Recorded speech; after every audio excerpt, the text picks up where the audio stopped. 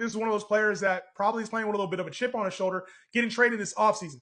So for me, I feel like with Deebo, we're getting a good value. I don't know how much I want to pump him up into like the top 30 receivers. That's about where he's at.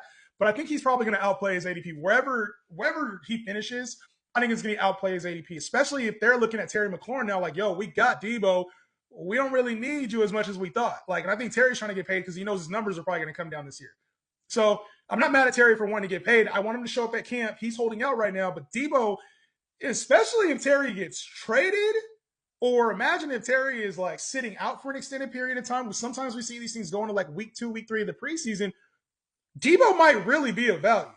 So if you have your draft before then, like, I don't know that Terry gets traded. I don't know that he sits out for very long. And I don't know that the Commanders don't pay him. I think the Commanders want to pay Terry McLaurin.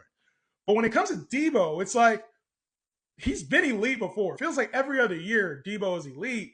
And I know he was out, like, they talk about like the out of shape. He was damn near out of breath last year. Remember, he had pneumonia for the second half of the year. So I think people are being hard on Deebo. And there's one thing, like, maybe we're thinking that he's not good anymore. Deebo's still a football player at the end of the day. So I still think Deebo has value.